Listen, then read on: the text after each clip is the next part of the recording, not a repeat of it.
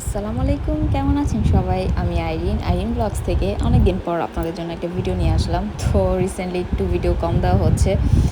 তো ভাবলাম যে যেহেতু ভিডিও আছে আমি কেন আলসামি করে আপনাদের সাথে শেয়ার করব না। তো গ্রামের মানুষদের দেখেন অনেক শখ মাশাআল্লাহ। ওরা হচ্ছে সব কিছু ফ্রেশ খায় আর হচ্ছে সব কিছু নিজেরাই লালন পালন করে। এটা হচ্ছে মুরগি। আমি জানি এটা মুরগি, সবাই জানে। তো গ্রামে হচ্ছে যে আমরা গেলে হচ্ছে এই মুরগিগুলো আমাদের রান্না করে খাওয়ানো হয়। কি যে মজা লাগে ভাই! বাট যখন মানে চিন্তা করি যে ওদেরকে মেরে ফেলায় তারপরে খাবে, তখন একটু কষ্ট লাগে যদিও।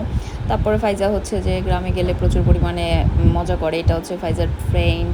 শুধু এইটা না, ও গ্রামে গেলে হচ্ছে এক গ্রাম থেকে অন্য গ্রাম থেকে প্রচুর লোকজন আসে ওর সাথে খেলা করার জন্য কিংবা ওকে দেখার জন্য অনেক মানুষ আসে।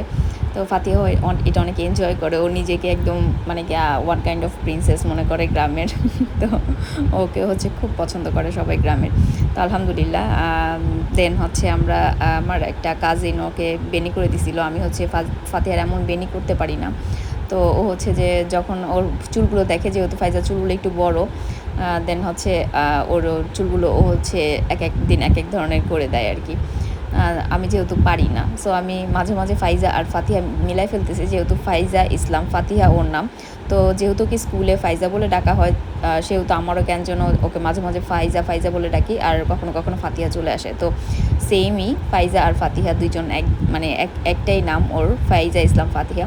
তো এই যে গ্রামে আমরা যখন গিয়েছিলাম, তো এখানে মানে হালকা ঠান্ডা ওয়েদার ছিল। তো ধনিয়া পাতাগুলো এখন পাকা শুরু করছে, অনেক সুন্দর লাগতেছিল। ফাতিহা হচ্ছে ফুল পাইলে কি করে, ও হচ্ছে ছিঁড়ে আমাকে দিবে। এটা হচ্ছে ওর ছোটোবেলার অভ্যাস, যেখানে যাক না কেন ফুল পেলে ও ছিঁড়ে আমার জন্য নিয়ে আসবে।